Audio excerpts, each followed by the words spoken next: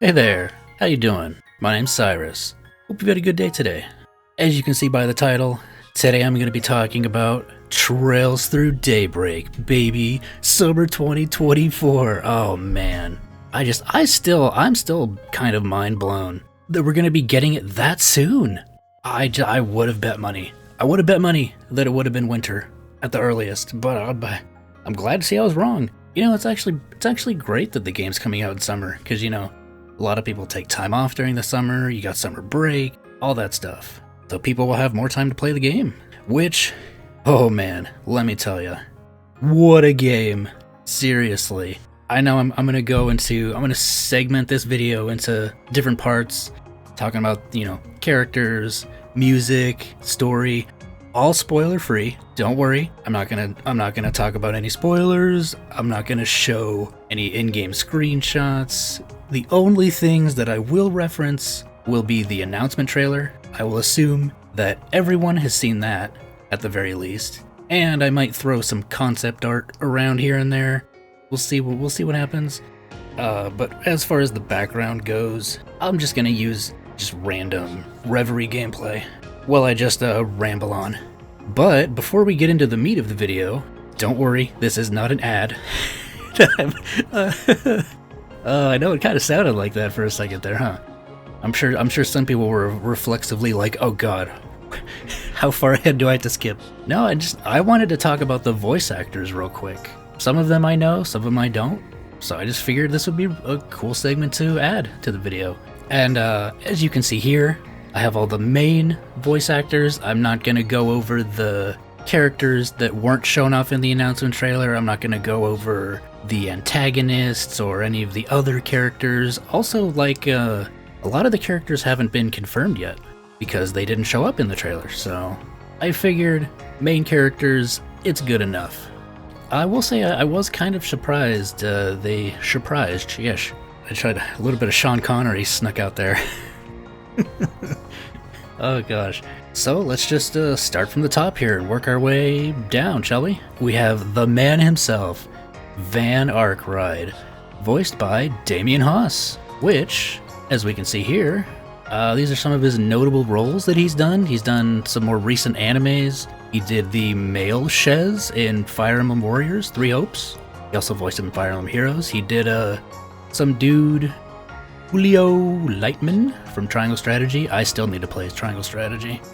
It's on my list. He voices some characters in Fortnite. So, as you can see, not really that many notable big roles, which is kind of cool, because I wonder if because of that they'll have him voice more lines, kind of like how they had Sean Chiplock do more voice acting for Reen in the future releases of the Cold Steel 1 and 2. So it's something to think about. I doubt it, but you never know. That'd be cool. And I like seeing more unknown or fresh-faced voice actors get more roles, sort of give them more chances to shine, which we will be speaking about that later with a certain person. Anyway, for Agnes, we have Amanda Lee, noteworthy voice actress. Some of her roles are Marin from My Dress Up Darling, Ai from Kaguya-sama. She's also done various gacha game characters. She also did Kizuna from The Somnium Files, Nirvana Initiative, so that was cool. She has a very nice voice. She's a great fit for Agnes, in my opinion. And then we have Fairy, voiced by let's see if I can pronounce this properly. Okay, you ready? Don't cancel me. Voiced by Anjali Kunapaneni. I hope I was somewhat close, but she's actually done quite a few interesting roles. She's most notably for me, as far as recency bias goes, she voiced Shinigami from Master Detective Archives Raincode, which, as far as the character goes, character's fine. I just, sometimes I wish she didn't open her mouth. That sounds really bad. Some of the stuff she would say would be just come out of left field, man. It was crazy. But she voices Dory in Genshin Impact. She also voiced some Rhapsody characters, so I know a certain person who might be interested to hear that. He also did, you know, some more gacha game stuff, Arknights and Nikkei. So that's cool. I like her voice. She has a good voice. Then we got the boy, Aaron Way. Oh, I wonder how they're gonna translate certain scenes. Oh, if you know, you know. But Aaron has no filter whatsoever. And it's like basically take agate and ash, fuse them together, and turn the crude filter just completely up to, actually no, just turn it off. He has no filter. Oh, he says some wild stuff. But his English voice actor is Howard Wang, which, as we can see here, Howard Wang, that is kind of a pattern I'm noticing, is a lot of these voice actors also do a lot of like gacha stuff. Which, I mean, hey, I might not be the target demographic for those games, but it's more work for them. But he voiced a character from Octopath Traveler 2. He did a character from Azure Striker Gunvolt 3, which that's a really cool series. He did Luca from Honkai Star Rail. I actually just pulled Luca yesterday. Yes, I am playing Honkai Star Rail. I started last week. He also did Yomi Hellsmile from Raincode. So he's kind of, I actually don't know. I haven't finished the game yet. He's portrayed as the main bad guy, but you never know with these games. You never know with games these days. The bad guy could literally be anybody, especially if you played the Trails games. Which, why else would you be here if you haven't? And also there was one interesting character I wanted to add here, Peleus. He was his English voice actor in Fire Emblem Heroes, which Peleus was a cool character from the Dayan arc in Fire Emblem 9 and 10, Path of Radiance and Radiant Dawn, which, fun fact, are my two favorite Fire Emblem games. And then Reset Twinings, our girl Reset, is Dawn M Bennett. And again, noticing a pattern here, she voices Yukong in Honkai Star Rail, Frederica in ReZero, that's cool. She voices the female Shez from Fire Emblem Warriors 3 Hopes, and some extra characters here. He also voices some Dragon Ball characters, which I haven't kept up with super, so that's cool. Then some game called Trinity Trigger. I just wonder what kind of game that is. Just from the artwork, it looks kind of like some kind of JRPG visual novel-esque kind of thing. Then we have an interesting choice. We have Paul Patneaude, which I hope I'm pronouncing that name correctly. As you can see, it's kind of empty as far as things that he's done. His earliest appearance was in a game called Mobile Legends Bang Bang. I'm assuming that has something to do with League of Legends. I've never touched League, so I have no clue. Which was all the way back in 2016, and then he only resurfaced recently, but he voiced the male avatar in Street Fighter 6, and then yeah, he only voices his most recent is Quatra, which from the snippet we heard, that's pretty good. But I do like seeing these more sort of unknown voice actors sort of come in and get these bigger roles, right? Like my go-to example is always, okay, again with the pronunciations, but Chris, I can never pronounce his last name properly. Chris Terterglifer.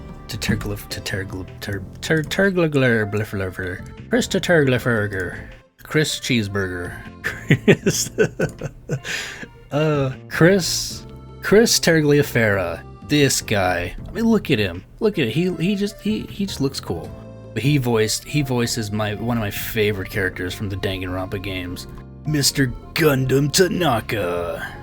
Oh gosh, what a fun character that was. And his voice, if you've never heard his voice, hold on, do they have any voice clips? Pride, conceit, courage, insolence, fearful of nothing, daunted by nothing. Let us laugh uproariously! That is Gundam Tanaka! I shall stick with my evil until the very end! He just has that perfect raspy, just like antagonist, evil villain type of voice.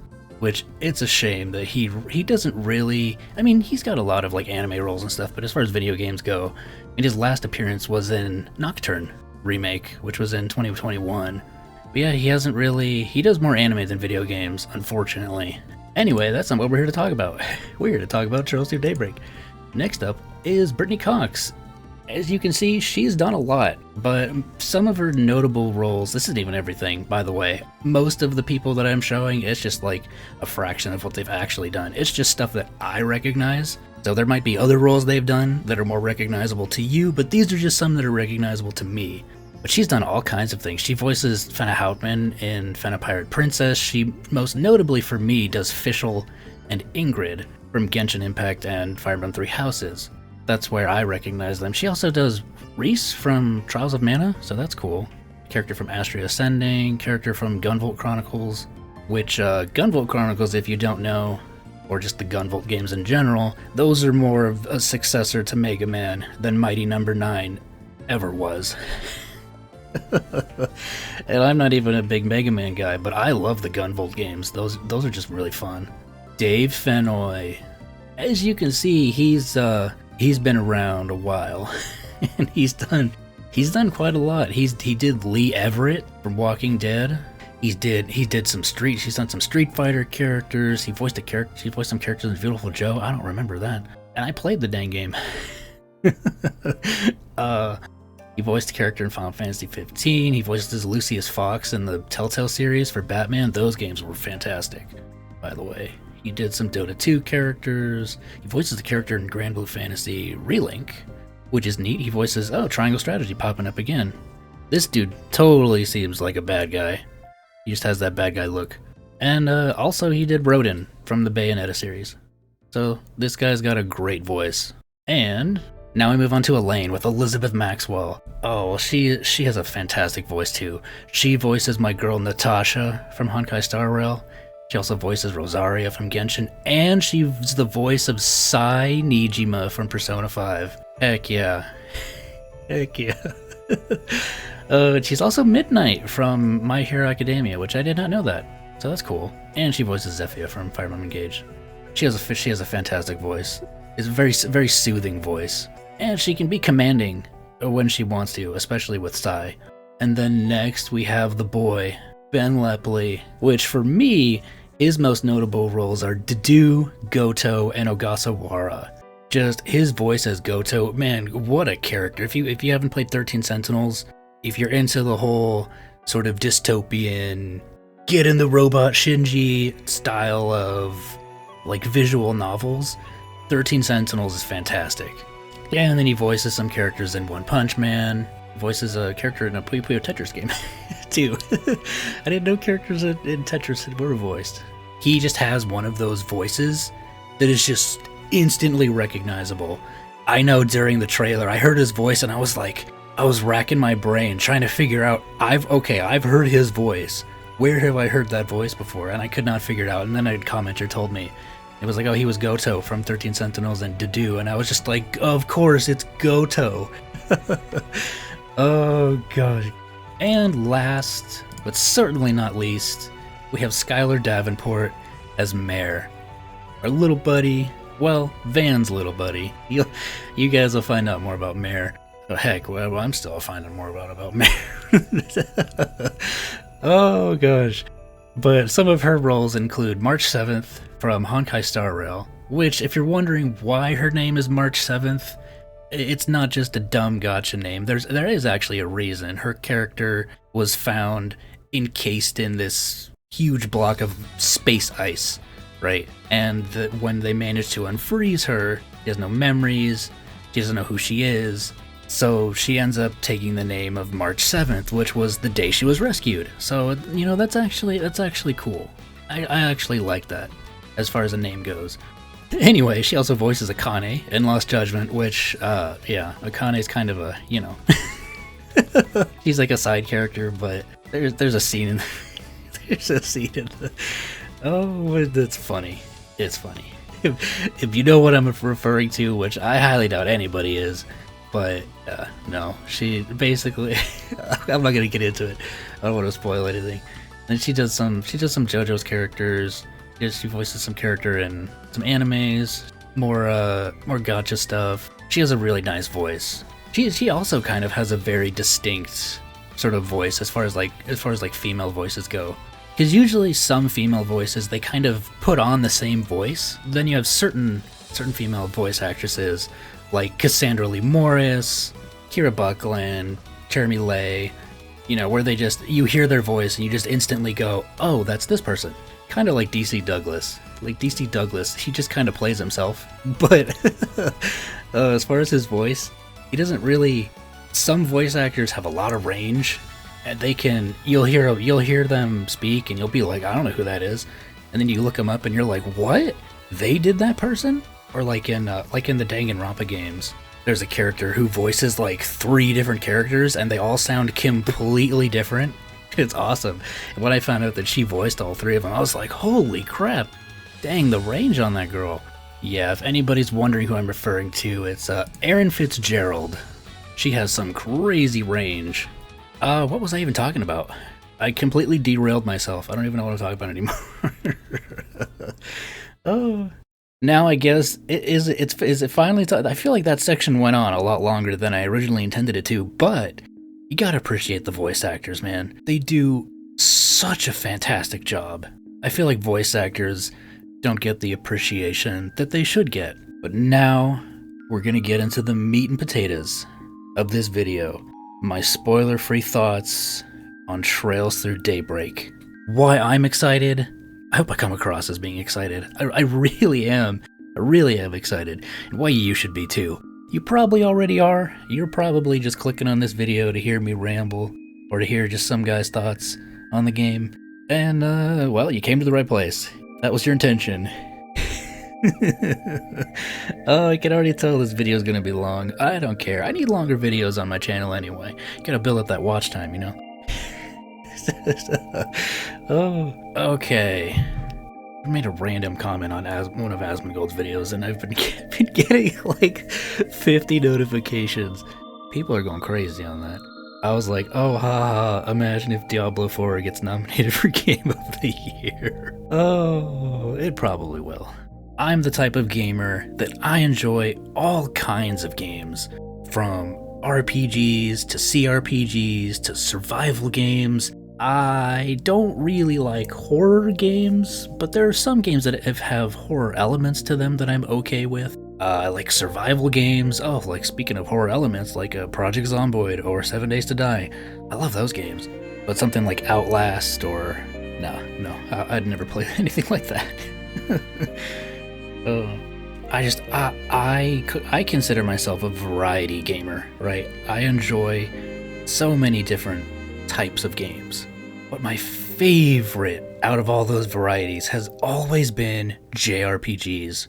Or really, I guess just RPGs in general, but over the past couple of years, it's definitely been leaning more towards JRPGs. I was a huge BioWare guy during high school, and well, you all know how that's gone down. Oh, it still makes me sad.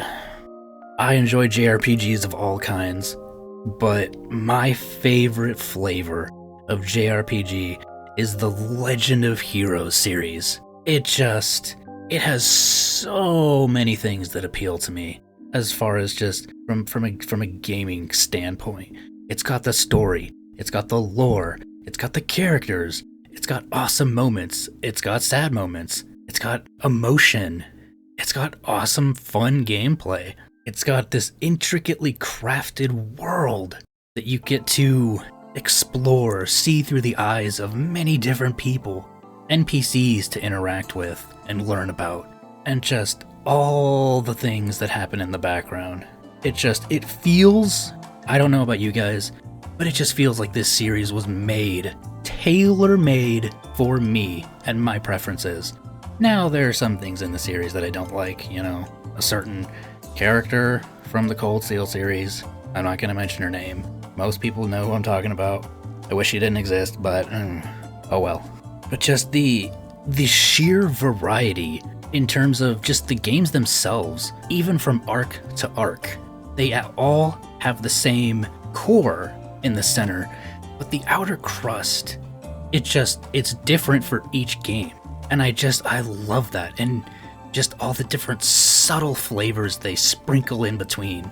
It's just so good. Am I using food analogies? Yes, I am. I never thought I would do that in one of these videos, but here we are. Oh, Well, speaking of food analogies, oh, Baskin Robbins ain't got nothing on the variety of the Trails series, am I right? 31 flavors? Psh, that's it. That's child's play. Oh, did I mention I also like to do stupid edits? If you haven't noticed already, bon appetit! Oh my gosh, what is wrong with me today? I'm in a mood. So I have, let's see, how many categories did I think of? 1, 2, 3, 4, 5, 6, 7, 8. Okay, so about 8. Let's start with the story. Honestly, I think this is one of the better stories that Falcom has told in one of these games. And even if we're just taking it from a first arc, from a first game in a new arc perspective, it starts off really strong. And I think it maintains that level of consistency throughout. It throws so many interesting variables into the mix. So many just interesting things happen. And it actually, from a story perspective, I would even almost say, like, yes, obviously it leaves some things unanswered. It leaves questions for later. But in a sense, I would say Daybreak is as close to 0 as we've gotten to, as far as like a story feeling mostly complete. Because in 0, you know, we had all that stuff. We had the stuff with Kia, then we had the stuff with Joaquim, and all the cult stuff show up. And there were unanswered questions about the cult and Kia and all kinds of other stuff. You could play only 0, and you could walk away feeling pretty satisfied. Now, I would never suggest anybody do that.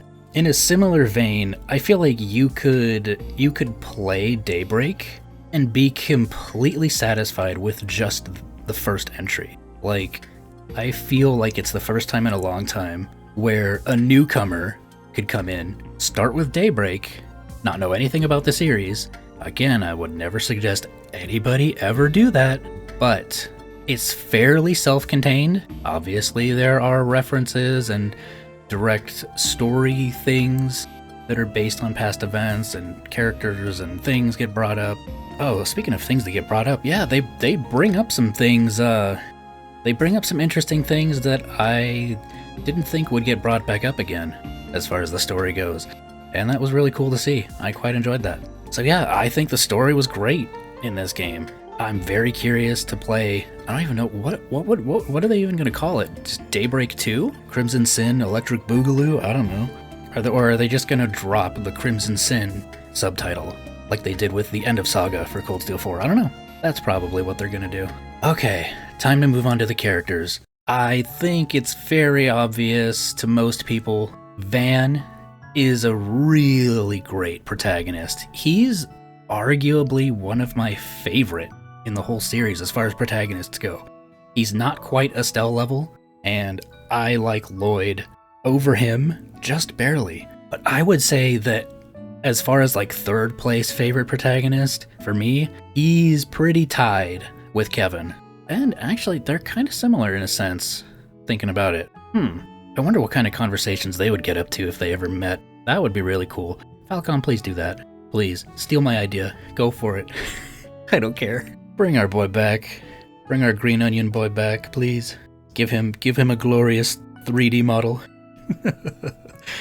Oh, I wonder if they would get his old English voice actor to do him again. But Van. Oh, Van is great. Vaughn, however you want to say his name. Van is a great protagonist. I can't wait for you guys to meet him and learn more about him. His backstory goes places. And Van, he's actually more of like a morally gray character. So there's a lot of really cool interactions and things that involve him and just his viewpoint on certain things. And one thing, I think Van will resonate a lot more with older fans as well, and I mean that in both instances. I mean, people over 30 and people who have played all the games from the beginning, who have been fans for a really long time. I also include people who have played all the games in release order, which is what I will always say. If you have the means, start from the beginning. There's no reason not to. It's just, that is just the best way to experience the games. It's the way Falcom intended, and that's it. There's nothing else to say. Start at the beginning. Again, if you have the means. If not, yeah, there are other options. Oh, please, Falcom, release the Sky games on modern consoles. Figure it out. Figure something out with Xseed. Oh, that would be amazing. Or, hey, you could just remake the games in Kuro's engine. I wouldn't mind that. Because of his occupation, I would say that Van is almost an extension of a longtime fan of the series. He doesn't need explanations on terms and things and phrases and stuff. He knows all kinds of people. Someone will show up and he'll be like, oh, it's this person, or hey, it's that person. Or something will happen and he'll make a reference to some event in the past. And it's just, the way they portray him is just really cool. I think he will resonate with a lot of people. Some of the decisions he makes in the game, I think they will genuinely surprise you.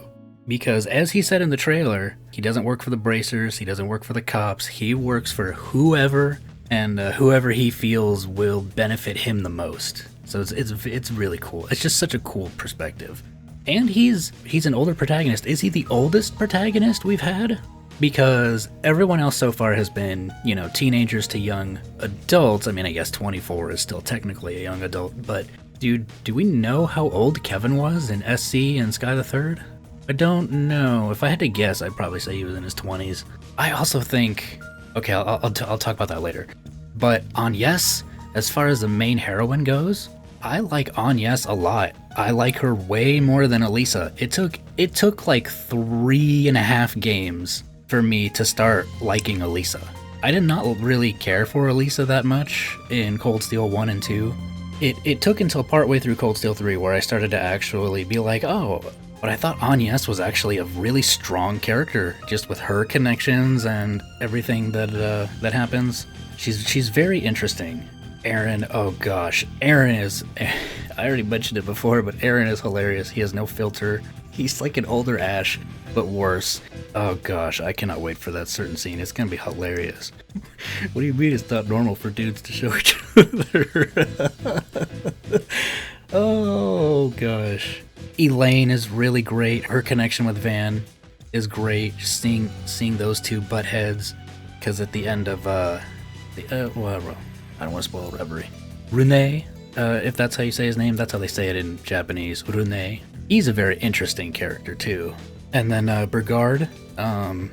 If you look at him, you can kind of guess who he is, but he's a cool character. Reset is great as well.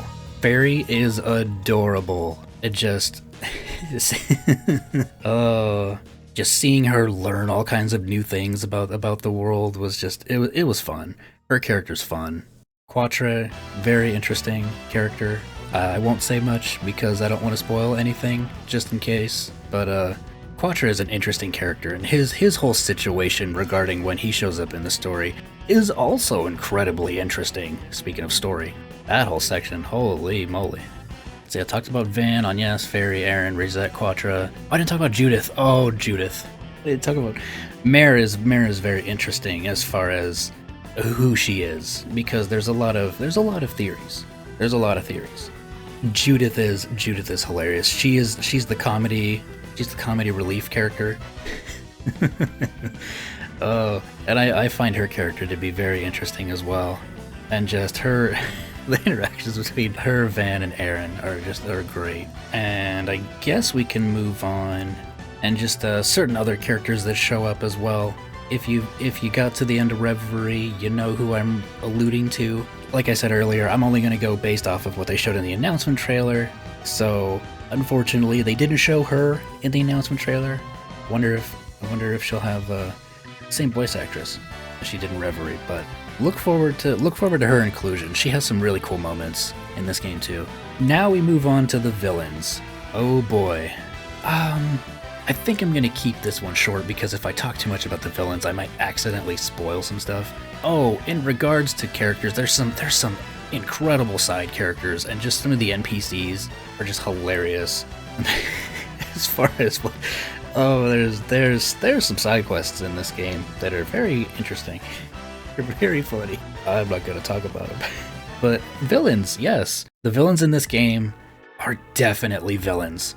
Like, I will say my one criticism is the villains feel, from a writing standpoint, they feel like the weakest villains we've had so far in the series, but I think they make up for it with just the sheer amount of just terror and just the acts, just the horrible evil acts that they do more than makes up for their lack of characterization. And I actually think that maybe their lack of characterization is on purpose. People might be like, oh, you're just trying to give them a pass. Well, I mean, if you look at the group that they're from, would they really have a lot of character? No, they would be just mainly evil. And they are. They are evil. So as far as villains go, they're great in encapsulating the villain name. But as far as actual characters go, they'd stray pretty far from a typical Trails villain, where usually, you know, there's some kind of redemption in play, or there's some sort of chance for the villains to sort of switch sides, in a sense. No, these guys are just full-on evil, and I kind of like that.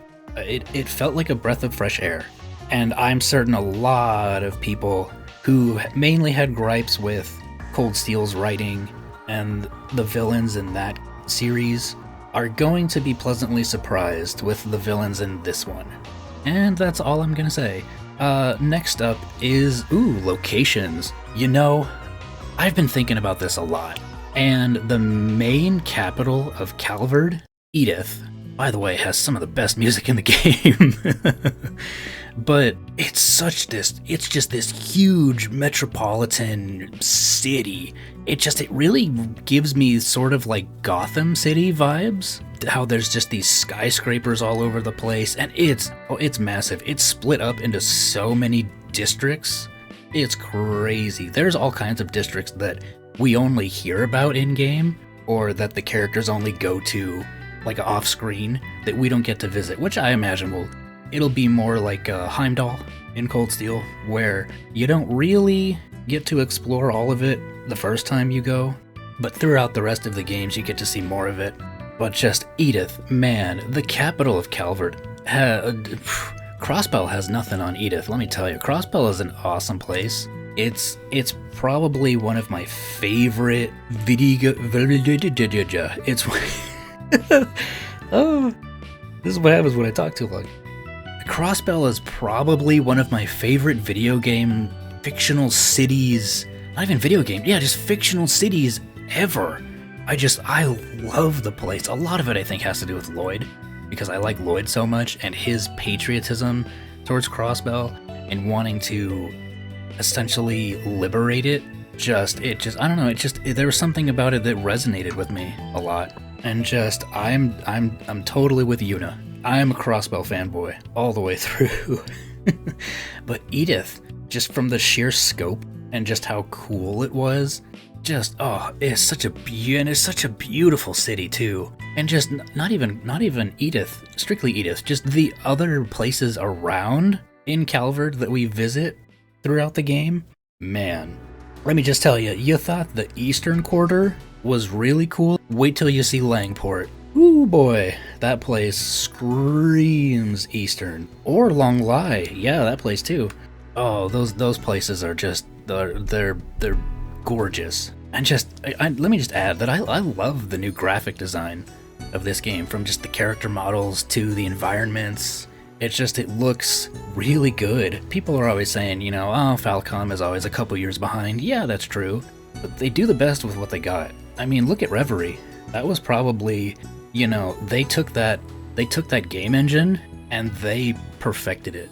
They got to the point where they started actually having, like, really good facial movements for the characters and stuff, which was something I didn't think they would get to with that engine, honestly. And just the improvements just keep showing. And speaking of improvements, we're going to move right along into the gameplay section, which I'm not going to show any gameplay. You guys are already watching it. It's just Reverie gameplay in the background, don't worry. But as far as the gameplay, man, the gameplay feels faster. The arts come out quicker, the physical attacks are a lot faster, it's a lot flashier. It feels, that's actually an apt comparison. It it almost feels like Honkai Star Rail.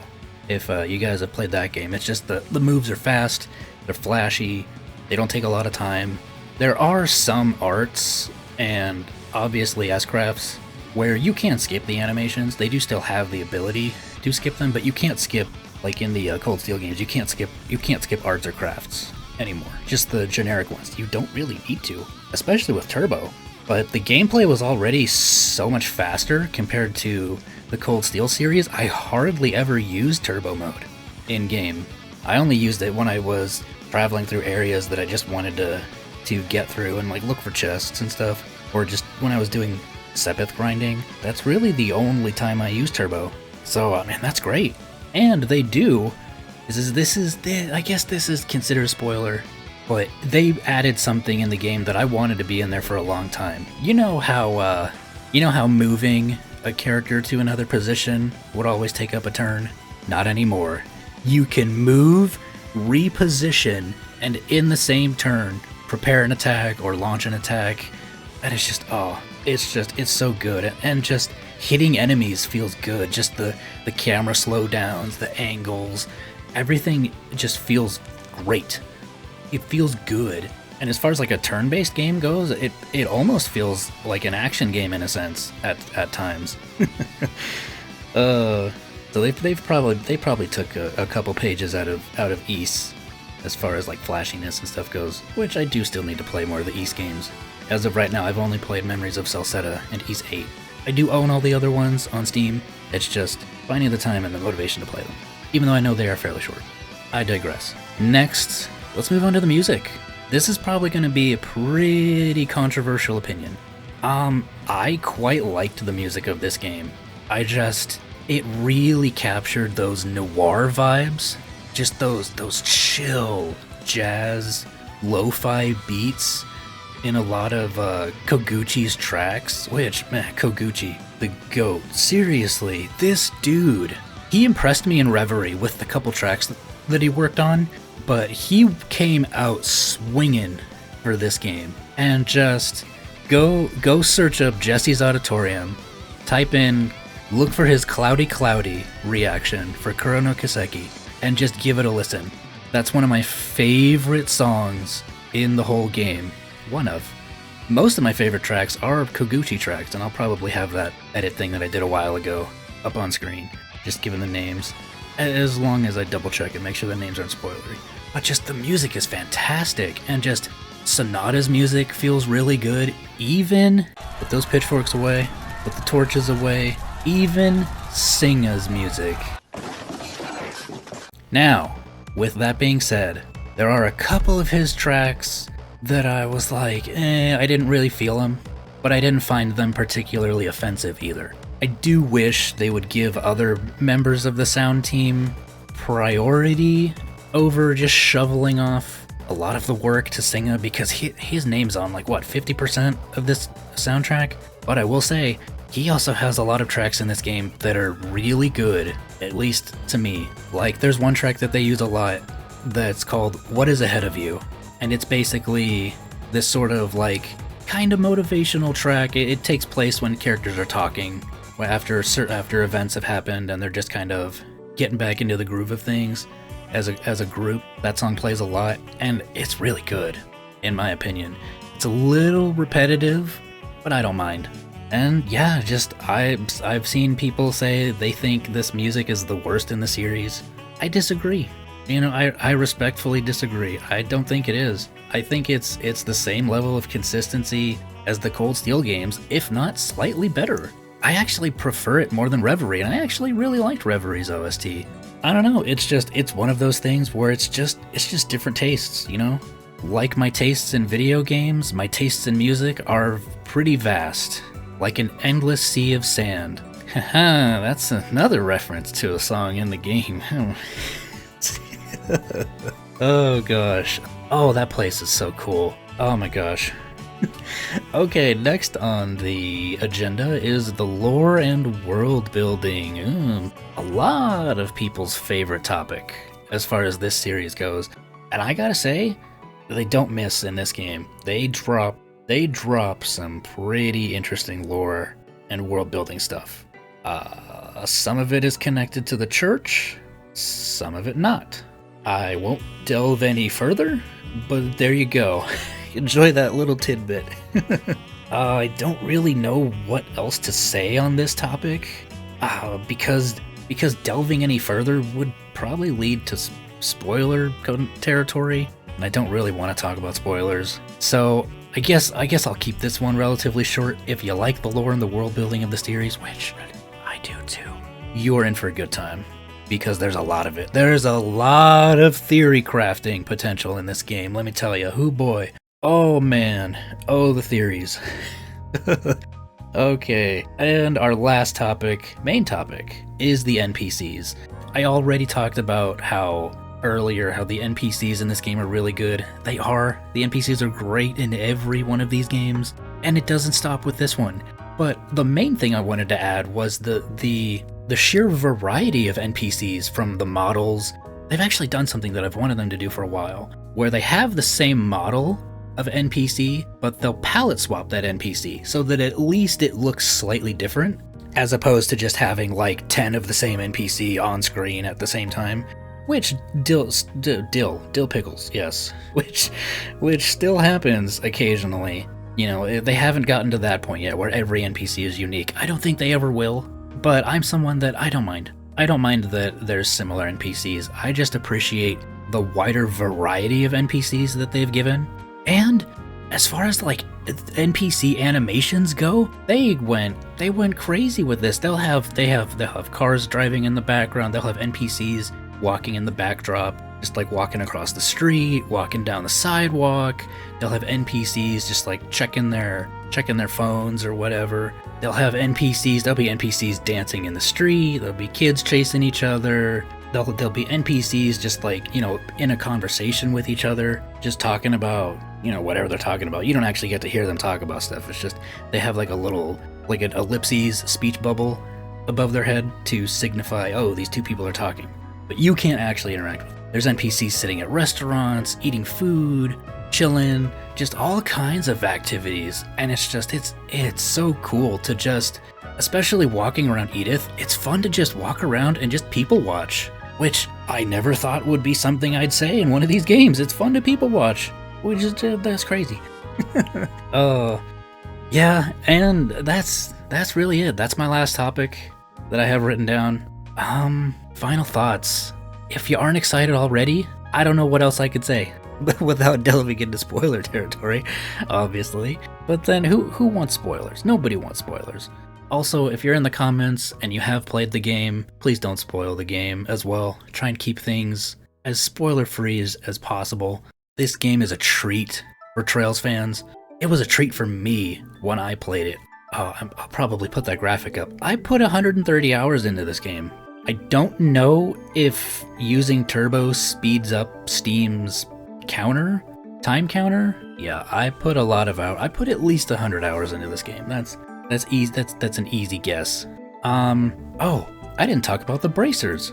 How could I have not talked? Yeah, if you like the church, you like the Septian Church, yeah, you know, they bring them back in a very interesting way. And if you like the bracers, you really missed the bracers from the Erebonian arc.